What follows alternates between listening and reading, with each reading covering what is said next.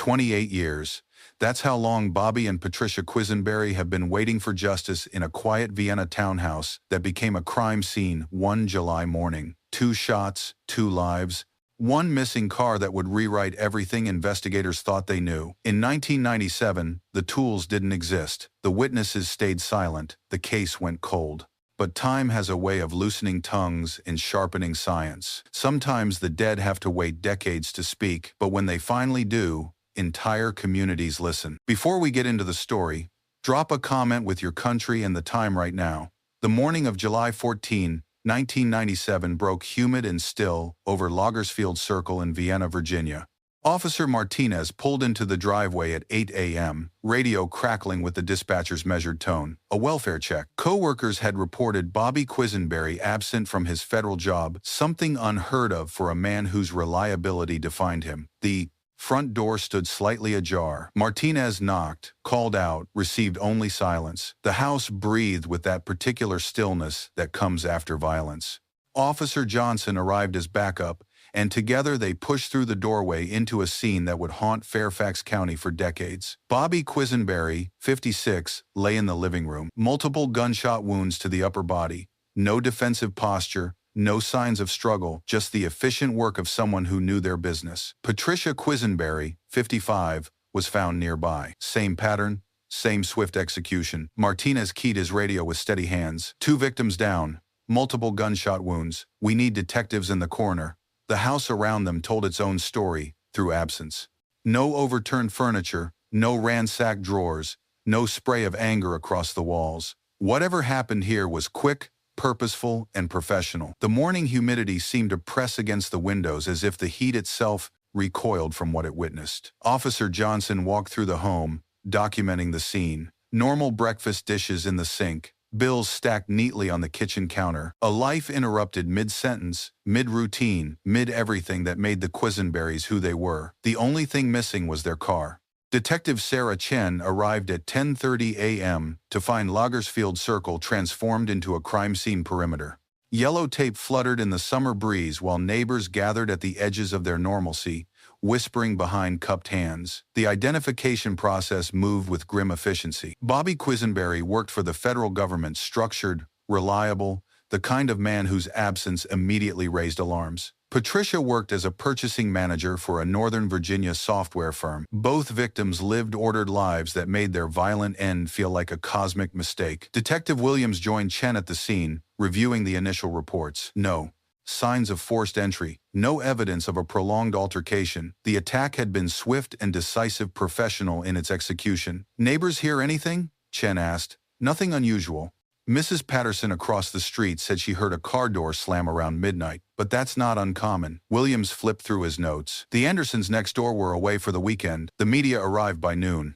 Local news vans lined the street as reporters spoke in hushed tones about Vienna's quiet reputation and how rare violent crime was in this corner of Fairfax County. Residents stood in small clusters, their summer morning routines shattered by the proximity of murder. Chen studied the scene photos again. 2 people who lived careful, predictable lives, killed with precision in their own home. No sign of robbery, no indication of personal vendetta. The lack of obvious motive made everything more unsettling. The house held its secrets as forensic technicians began their methodical work. Whatever story the evidence might tell was still locked in blood spatter patterns, ballistic trajectories, and trace materials too small for the naked eye to see. By noon, the forensic team had transformed the Quisenberry home into a laboratory. Technician Rodriguez worked under bright portable lights, photographing blood patterns while his partner bagged bullet casings. Each piece of evidence received a number, a location marker, a chain of custody form. The ballistic evidence painted a picture of efficiency, multiple shots to the upper body for both victims. The shooter had been methodical, ensuring the job was complete. Gunpowder residue patterns suggested close-range shooting, someone who got near enough to guarantee their accuracy. Detective Chen watched the technicians work. No forced entry? Door was unlocked or they gained access quickly, Rodriguez replied, sealing another evidence bag. No scratches around the lock, no broken windows, nothing to suggest they had to fight their way inside. The absence of defensive wounds troubled the investigators. Neither Bobby nor Patricia appeared to have fought back or even seen the attack coming. The positioning of the bodies suggested they were caught off guard, possibly by someone they knew, or someone who approached without raising alarm. Trace evidence collection continued through the afternoon. Fibers from clothing, possible hair samples, fingerprint powder dusted across surfaces. Every microscopic fragment represented a potential pathway to truth, though the technology to fully analyze such materials remained years away. Local reporters gathered outside, their questions focusing on the unusual nature of the crime. Double homicides were rare in Vienna. The precision of the attack suggested something beyond random violence. As afternoon shadows lengthened, the forensic team loaded their evidence kits into white vans. Somewhere in those carefully labeled bags lay the answers to what happened on Lagersfeld Circle, but extracting those answers would require tools and techniques that 1997 couldn't yet provide. The investigation expanded beyond the crime scene as detectives interviewed co-workers and associates. Bobby's supervisor at the federal office described him as methodical and punctual, a man whose absence on any workday would immediately signal trouble. "He's been here 12 years, the supervisor explained. Never missed a day without calling, never caused problems, never had conflicts with anyone." Patricia's colleagues at the software firm painted a similar picture. Responsible, organized, professional, she handled vendor relationships and purchasing contracts with quiet efficiency. No workplace disputes, no unusual pressure, no indication that her professional life contained any seeds of violence. Detective Williams reviewed their financial records, while Chen focused on personal relationships. Bank statements showed regular deposits, routine expenses, careful budgeting, no large withdrawals, no unusual transactions, no financial pressure that might explain the attack. The couple's social circle proved equally unhelpful. Church friends, neighbors, extended family. Everyone described the Quisenberries as steady, private people who kept to themselves without being antisocial. They attended community events but didn't court drama. They maintained their property but didn't flaunt their success. By evening, the detectives had constructed a timeline of the victim's final days that revealed nothing extraordinary. Work, home, routine errands, television. The ordinariness of their last week made their violent end feel even more inexplicable. Corporate security footage from Patricia's office building showed her leaving at her usual time. Bobby's government facility had strict security protocols, but his departure also followed normal patterns. Nothing in their final movements suggested they were aware of any threat. The missing vehicle remained the investigation's most tangible lead, a red thread stretching beyond the crime scene into the larger world of possible motives and suspects. Detective Chen spent the morning of July 15th coordinating with the DMV and state police. The missing vehicle, a sedan registered to Bobby Quisenberry, had been flagged in multiple databases. Every patrol officer in Virginia received the description and license number. The vehicle's disappearance suggested several possibilities. Robbery, though nothing else appeared stolen. Transportation for fleeing suspects. An attempt to stage the scene or mislead investigators. Each theory opened different investigative paths. Public bulletins went out through local radio and television stations. The community responded with calls about suspicious vehicles, but none matched the specific make, model, and license plate of the Quisenberry car. Detective Williams worked the phone with neighboring jurisdictions. Maryland State Police, D.C., Metro Police. The vehicle could have crossed state lines within hours, expanding the search radius exponentially. Media coverage intensified as the story spread beyond local news. A double homicide in quiet Vienna drew regional attention, especially given the mysterious circumstances. Reporters emphasized the missing vehicle as the key to unlocking the case. Community meetings in Vienna addressed residents' safety concerns. Police assured citizens that patrols would increase, but the lack of obvious motive made specific precautions difficult to recommend. Was this a targeted attack, random violence, something personal that had spilled into their neighborhood? The investigation's focus narrowed to the vehicle recovery.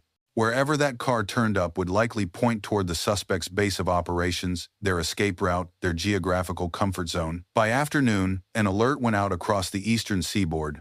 Police departments from New England to the Carolinas received bulletins about the missing sedan. The net was cast wide because the stakes demanded thoroughness. 3 days later, a Maryland state police officer spotted the abandoned vehicle in Prince George's County. The sedan sat in a residential parking area, unremarkable except for its Virginia plates and its match to the Bolo alert that had crossed every law enforcement desk in the region. Detective Chen received the call at 6:45 a.m. Within 2 hours, she and Williams were standing in a Maryland parking lot watching forensic technicians process their most important piece of evidence, The location immediately reshaped their understanding of the case. Prince George's County was 30 miles from Vienna, close enough for local suspects but far enough to suggest planning. The parking area served a modest residential neighborhood where strangers might go unnoticed. Fingerprint powder revealed partial prints on the steering wheel, door handles, and gear shift. The interior showed no obvious signs of violence, no blood, no struggle, no damage. Whoever drove the car here had done so calmly and methodically. Maryland residents emerged from their morning routines to find police tape around a crime scene they hadn't known existed. Officer Washington began interviewing neighbors while Chen and Williams coordinated evidence collection. The vehicle's position suggested local knowledge. It was parked in a spot visible from several apartment windows, but tucked enough away to avoid immediate police attention. Someone familiar with the area had chosen this location deliberately. Trace evidence collection focused on fibers, hair samples, and any biological material that might yield DNA profiles.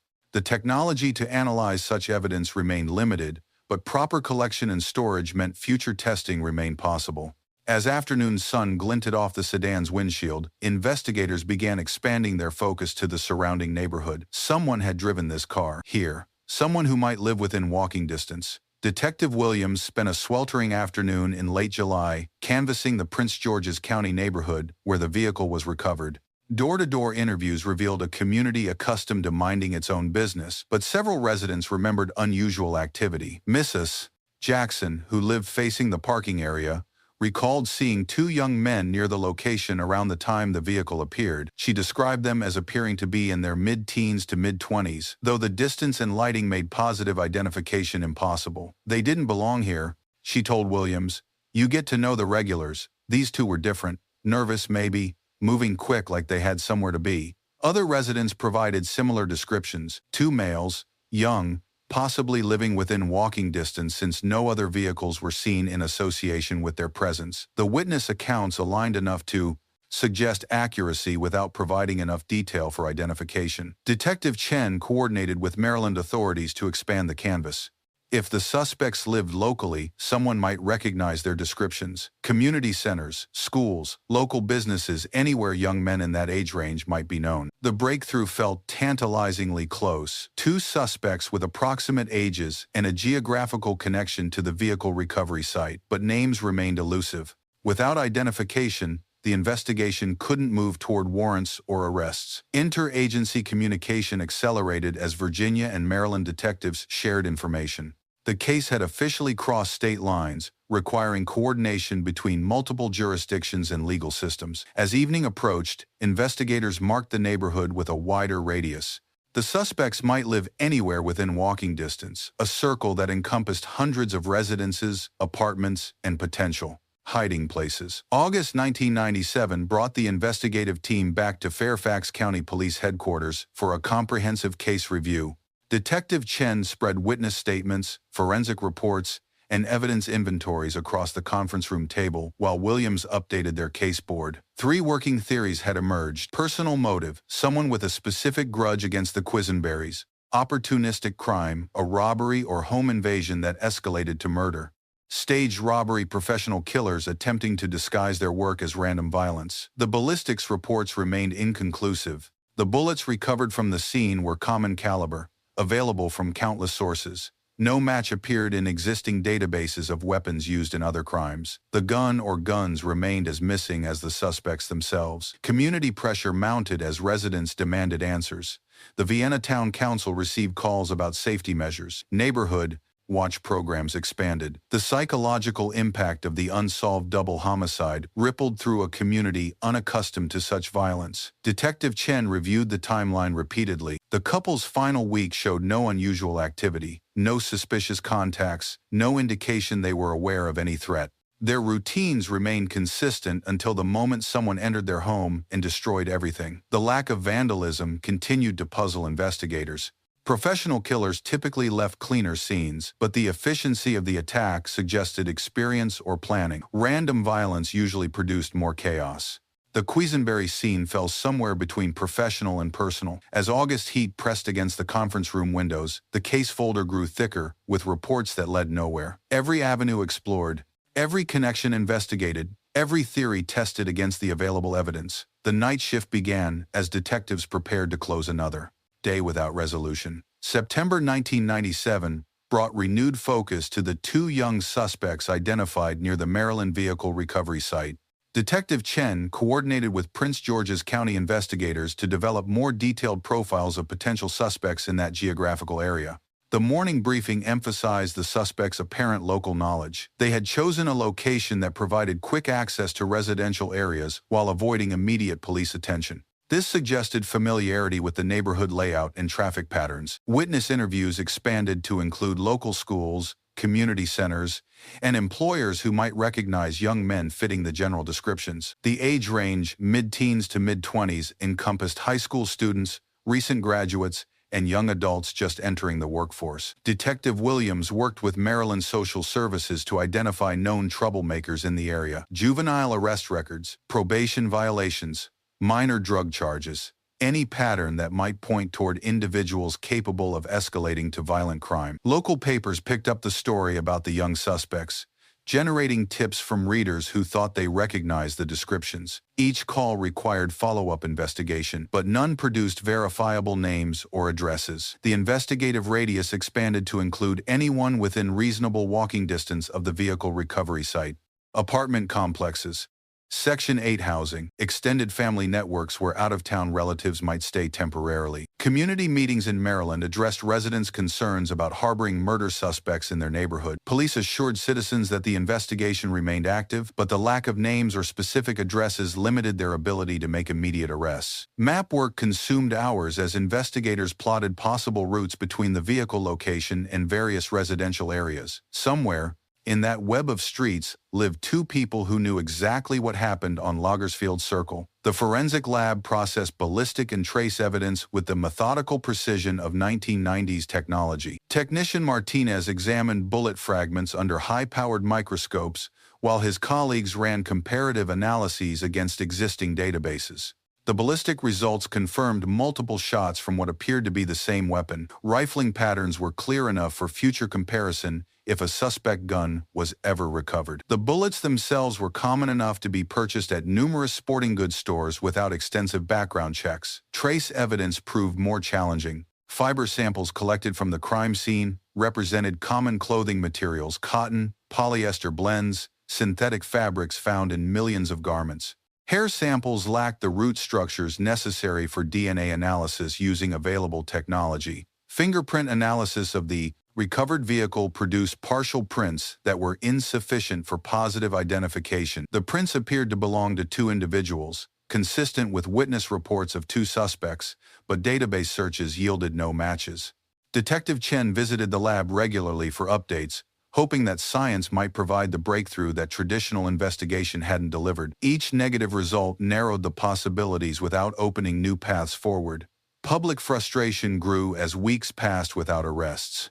Local media coverage emphasized the unusual nature of the crime and the professional quality of the investigation, but residents wanted resolution, not process updates. The evidence storage room accumulated boxes labeled with the Quisenberry case number: bullets, casings, fiber samples, photographs, fingerprint cards, a growing archive of potential answers waiting for technology to catch up with necessity. Lab Supervisor Davis maintained careful chain of custody records, understanding that future advances in forensic science might eventually unlock secrets that current methods couldn't reveal. The early 2000s brought the Quisenberry case to the attention of the newly formed Fairfax County Major Crimes Cold Case Squad. Detective Rodriguez inherited boxes of evidence and reports that represented years of investigation without resolution. Case reassessment involved reviewing every phone log, timeline reconstruction, and financial analysis with fresh eyes. Rodriguez interviewed family members again, hoping that time might have loosened memories or reduced reluctance to share information. Bobby Quisenberry's phone records from his final weeks revealed routine contacts with work colleagues, family members, and service providers. No unusual calls, no threatening communications, no pattern that suggested awareness of any danger. Patricia's work communications followed similar patterns: professional emails about vendor contracts, coordination with suppliers, performance reviews that praised her attention to detail and reliability. Nothing in her electronic trail indicated workplace conflicts or personal disputes. The couple's financial history underwent additional scrutiny as digital analysis tools improved. Bank records, credit card statements, mortgage payments, investment accounts, every transaction examined for signs of pressure, blackmail, or unusual activity. Extended family interviews yielded new details about the couple's personal relationships. They were described as intensely private people who maintained few close friendships but treated everyone with respect. Church attendance was regular but not prominent.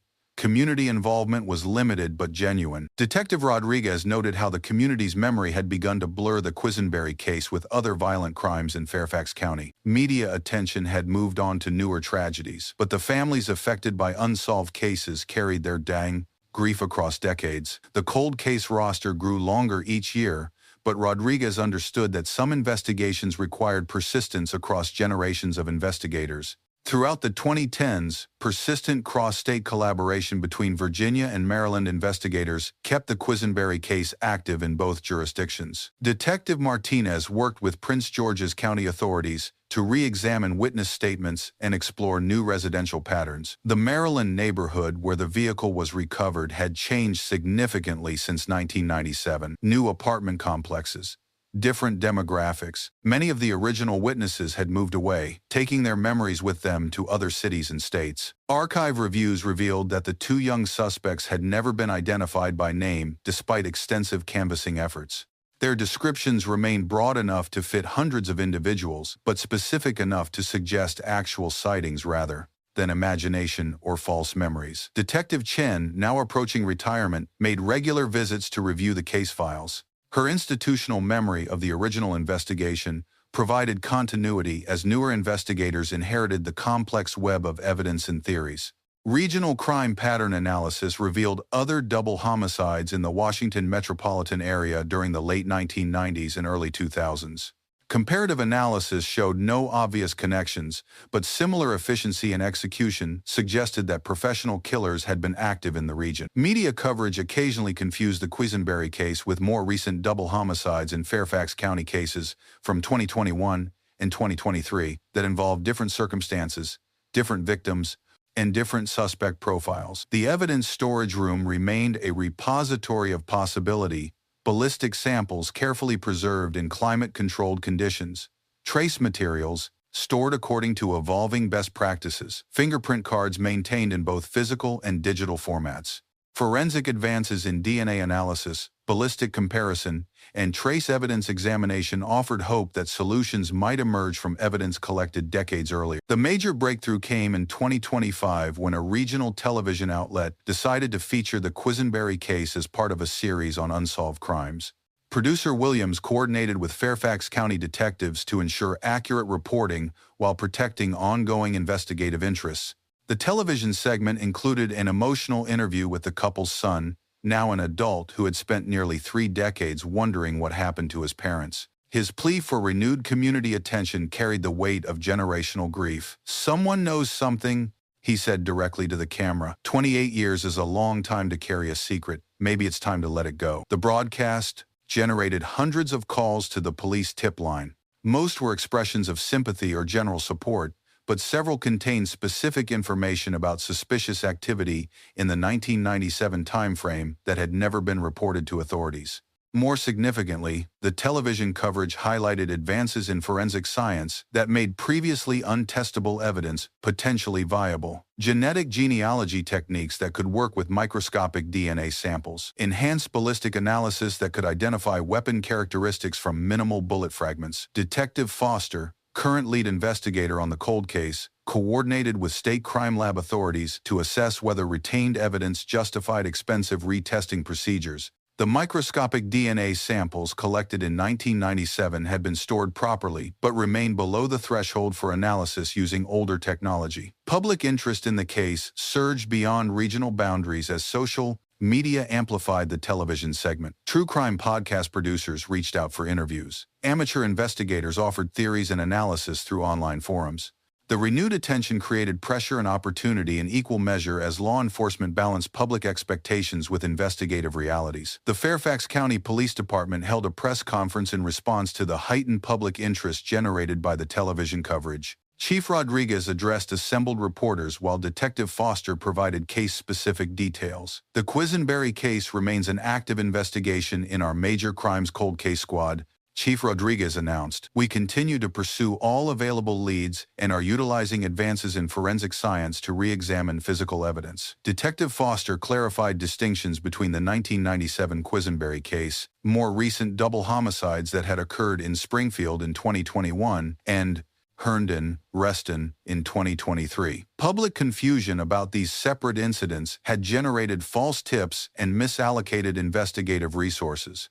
The press conference emphasized that while no arrests had been made in the Quisenberry case, the investigation benefited from preserved evidence that could now be subjected to analysis techniques unavailable in 1997. Reporters pressed for details about potential DNA evidence and genetic genealogy applications. Foster explained that such techniques required viable biological samples and could not guarantee results even under ideal conditions. We're committed to pursuing every scientific avenue available, Foster stated, but we also want to be realistic about what modern forensic science can accomplish with evidence that's nearly 3 decades old. Family members attended the press conference, their presence serving as a reminder of the human cost of unsolved violence. The couple's son renewed his appeal for community cooperation, emphasizing that witness reluctance often diminished over time. Public bulletin boards were updated with case summaries that clearly distinguished the Quisenberry investigation from unrelated homicides. Educational outreach attempted to correct misperceptions that had developed over decades.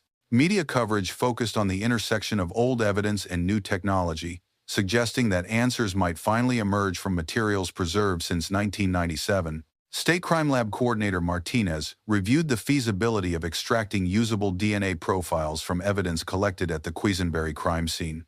Advanced extraction techniques could potentially amplify microscopic biological samples that were previously insufficient for analysis. The ballistic evidence remained in excellent condition after nearly 3 decades of proper storage. Bullet fragments, shell casings, and gunpowder residue samples could be subjected to enhanced comparative analysis that might reveal weapon characteristics invisible to 1990s technology. Trace evidence presented more complex challenges. Fiber samples had degraded over time, but synthetic materials retained enough structural integrity for advanced microscopic analysis. Hair samples without root structures remained unsuitable for DNA extraction, but could provide species and demographic information. Technician Rodriguez explained the limitations of genetic genealogy techniques to Detective Foster. Such methods required sufficient DNA material to generate searchable profiles, and even successful extraction might not produce matches if suspects or their relatives had never submitted samples to genealogical databases.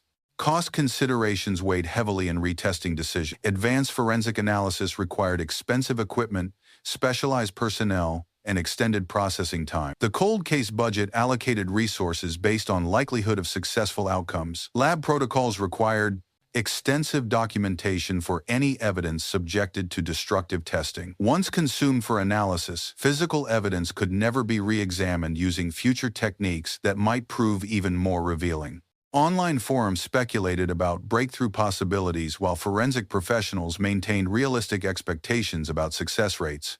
Public pressure for immediate results conflicted with scientific requirements for careful, methodical analysis. The preliminary assessment suggested that some retesting was justified, but guaranteed answers remained beyond the reach of current technology applied to nearly 3-decade-old evidence. A community meeting in Vienna drew residents who remembered the shock of July 1997 and newer neighbors who had learned about the case through recent media coverage. Detective Foster distributed fact sheets that corrected misconceptions and provided accurate case timelines. Mrs. Patterson, now in her 80s, had lived across from the Quisenberry home for 40 years. She approached Foster after the meeting with information she had dismissed as unimportant decades earlier. "I heard footsteps that night," she said quietly. "Walking fast on the sidewalk around midnight. I looked out the window but didn't see anyone. It didn't seem important then." Foster documented the statement while acknowledging that memory reliability decreased significantly over extended time periods. However, the detail about footsteps aligned with other witness accounts about unusual nighttime activity. Other residents shared similar delayed recollections, unusual parking, unfamiliar voices, sounds that seemed insignificant at the time but gained potential meaning in the context of the investigation. Each memory fragment was recorded and evaluated for consistency with known facts. Community fear had faded over the decades, but the meeting revealed that many residents still wondered about their safety. The efficient brutality of the attack continued to unsettle people who had assumed that their quiet neighborhood was immune to such violence. Foster explained that modern investigative techniques allowed for more sophisticated analysis of old evidence, but emphasized that community cooperation remained essential for breakthrough progress. The meeting concluded with renewed appeals for witnesses to come forward. Time might have reduced the perceived danger of providing information, and family loyalties that once protected secrets might have weakened over decades. Detective Foster organized all case materials into a comprehensive file that included both original evidence and new information generated by recent public appeals. The compilation process revealed the thoroughness of the initial investigation and the frustrating absence of clear leads. Vehicle recovery photographs from Prince George's County were digitally enhanced using current image processing technology. The improved resolution revealed environmental percentile details that might help establish more precise timelines for when the car was abandoned. Witness statements were compared across decades to identify consistent details and eliminate elements that might have been influenced by media coverage or false memories. The core facts remained remarkably stable: 2 young male suspects, local knowledge, methodical execution. Ballistic evidence documentation was updated to reflect advances in comparative analysis techniques. The original bullets and casings might yield more information when subjected to enhanced microscopic examination and digital pattern matching. Detective Chen, now retired, provided consultation on investigative decisions made during the original case. Her insights helped current investigators understand the reasoning behind certain choices and the constraints that 1990s technology had imposed. Case correlation analysis compared the Quisenberry homicides with unsolved crimes throughout the Washington metropolitan area. Pattern recognition software identified similar execution methods in several cases, though no definitive connections could be established. The comprehensive file was prepared for potential federal consultation if advanced forensic resources became available through FBI laboratories or specialized private facilities capable of processing challenging evidence. Media relations were coordinated to ensure that public information remained accurate while protecting investigative techniques that might compromise future prosecution. Forensic genealogy consultant Williams reviewed the Quisenberry evidence to assess viability for genetic analysis and database comparison. The consultation process involved examining sample quality, extraction possibilities, and database matching potential. Trace DNA evidence from the crime scene and recovered vehicle represented the best opportunity for breakthrough analysis. Even partial profiles might generate leads through familial matching techniques that could identify suspects through their relatives' genetic signatures. The consultant explained that genetic genealogy investigations had solved numerous cold cases by building family trees from DNA matches and working backward to identify potential suspects. However, success required both viable genetic material and extensive database participation. Williams reviewed evidence collection protocols from 1997 and confirmed that proper storage techniques had maintained sample integrity. Refrigeration, moisture control, and contamination prevention measures had preserved biological materials for potential future analysis.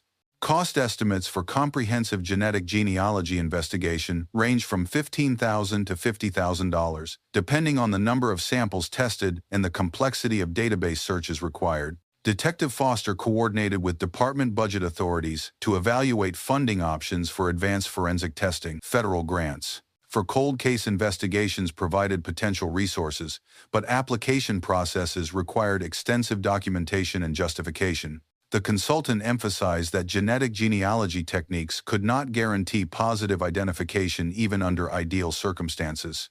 Database limitations, sample degradation, and statistical analysis constraints created uncertainty around any results. Public education about genetic genealogy helped manage expectations while maintaining community support for continued investigation efforts. The technique represented hope rather than certainty for families seeking answers after decades of uncertainty. Local coffee shop conversations throughout Vienna reflected the community's renewed engagement with the Quisenberry case. Longtime residents shared memories of 1997, while newer inhabitants learned about the unsolved tragedy that had shaped their neighborhood's history. The case archives revealed how rare double homicides were in Fairfax County during the 1990s. Comprehensive crime statistics showed that the Quisenberry murders represented an anomaly that had never been satisfactorily explained by traditional investigative methods. Community discussions focused on the psychological impact of unsolved violence. Many residents had changed their security habits after the 1997 murders, installing deadbolts, security systems, motion-activated lighting. The fear had faded but never disappeared completely. Local historian Sarah Martinez compiled newspaper coverage from the investigation's early months, revealing how the story had captured regional attention before eventually fading from media focus. The archive showed cycles of renewed interest followed by inevitable decline as other tragedies demanded attention. Church groups that had known the Quisenberrys maintained prayer circles for the family and continued to hope for resolution. Their faith community had provided support through decades of uncertainty, but grief remained unresolved without answer. Detective Foster used community meetings to address persistent questions about investigative priorities and resource allocation. Residents wanted assurance that the case remained active despite the passage of time. The Major Crimes Cold Case Squad summary listed the Quisenberry investigation among dozens of unsolved homicides, each representing families seeking closure and communities seeking safety through justice. Cafe conversations often returned to the fundamental question that had haunted Vienna for nearly 3 decades: who could commit such violence in their quiet neighborhood and simply vanish? Police spokesperson Williams addressed persistent public confusion between the Quisenberry case and other Fairfax County double homicides that had occurred in 2021 and 2023. Media coverage had sometimes blended details from separate investigations, creating false impressions about case status and suspect information. The Springfield 2021 case involved different victims, different circumstances, and different investigative approaches. Public safety bulletins were updated to clearly distinguish between unrelated homicides that shared only the tragedy of violent death. The Herndon-Reston 2023 case had generated significant media attention due to its recent occurrence and different pattern of evidence.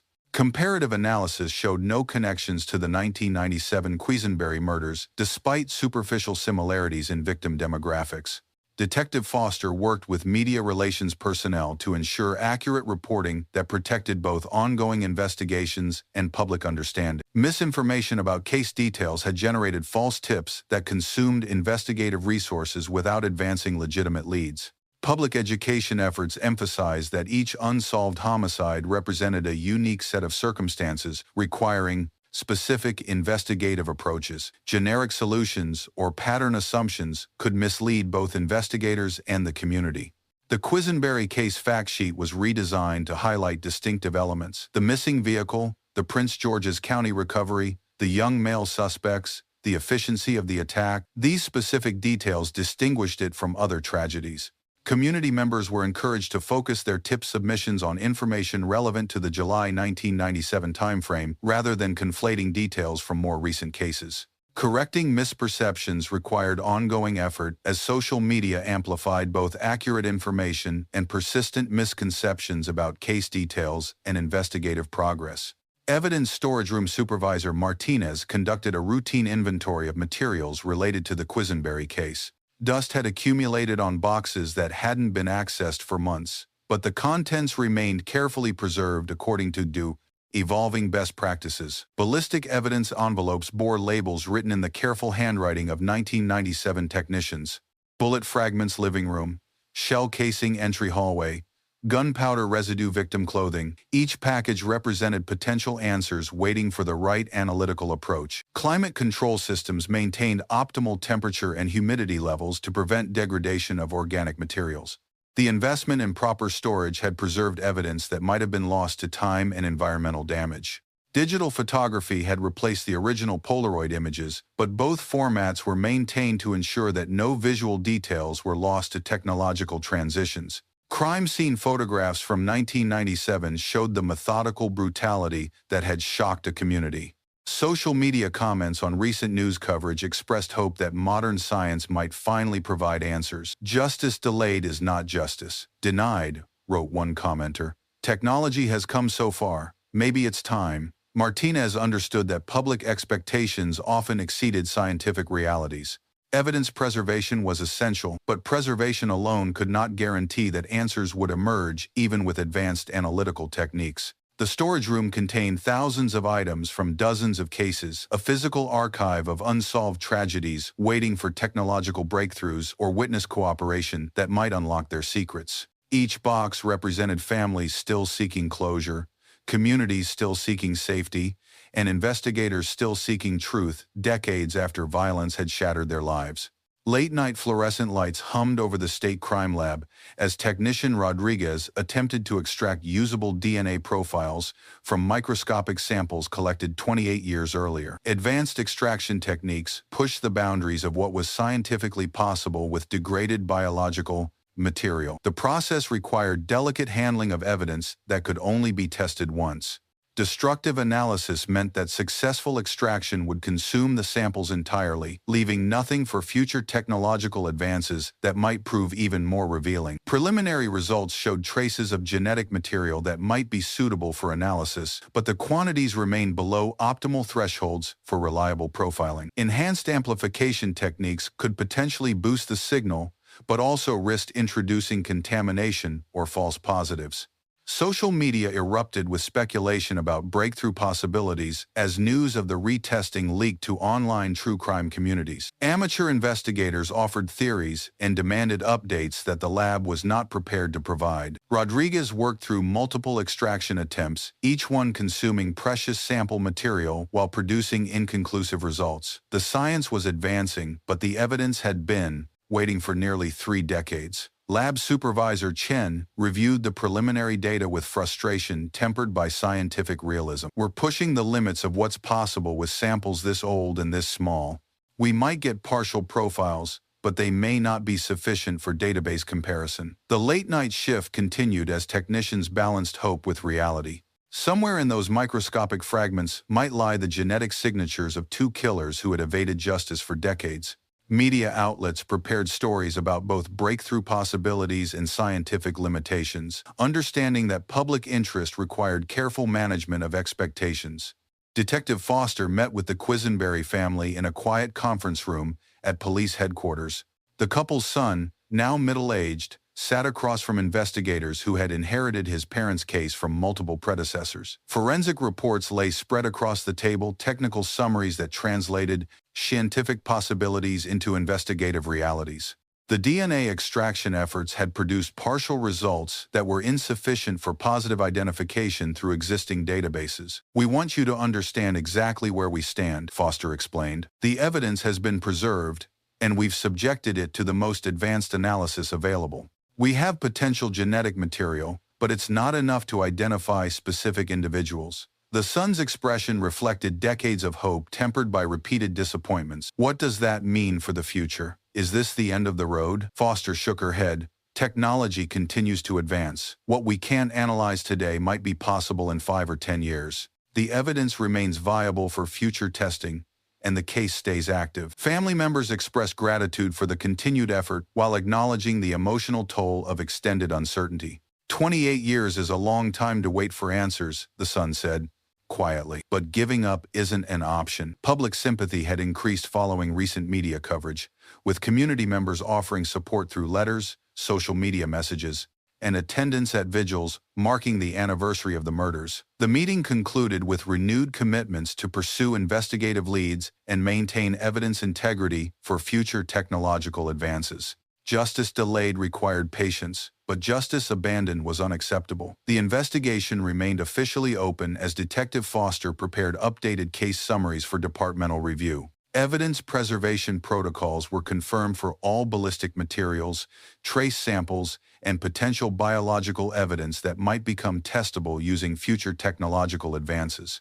Fairfax County Major Crimes Cold Case Squad maintained active status for the Quisenberry case among dozens of unsolved homicides dating back decades. Each case represented families seeking closure and communities seeking safety through justice. Public appeals continued through social media, community meetings, and periodic media coverage. "Silent voices may speak now," Foster emphasized during press interviews. "Time changes people's willingness to share information. Loyalties shift, secrets become burdens." The case file documented every lead pursued, every witness interviewed, every piece of evidence collected over nearly 3 decades. Future investigators would inherit a comprehensive record of investigative efforts and remaining possibilities. Advanced genetic genealogy techniques remain viable options if sample quality improved or database coverage expanded. Private laboratories specializing in cold case analysis offered consultation services that might unlock secrets hidden in microscopic evidence.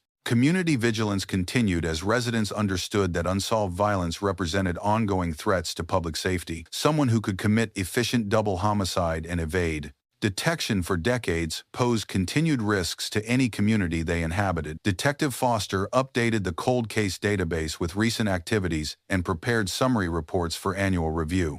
The investigation had consumed thousands of hours across multiple decades, but would continue as long as evidence remained viable and leads required pursuit. Media coverage concluded with reminders that tips were welcomed through official channels and that community cooperation remained essential for breakthrough progress. Quiet descended over Fairfax County Police Headquarters as the evening shift settled into routine patrol and administrative duties. In the cold case office, fluorescent lights dimmed over filing cabinets that contained decades of unsolved investigations. Detective Foster closed the Quisenberry case folder but did not return it to the filing cabinet. Active cases remained accessible for immediate reference when new information arrived through witness calls, forensic advances, or investigative inspiration. The case remained open officially, scientifically, and emotionally. No suspects were in custody, no arrests had been made, no charges had been filed. But no surrender had been declared either. Evidence boxes in climate-controlled storage maintained their vigil over ballistic fragments, trace materials, and biological samples that might yet yield answers.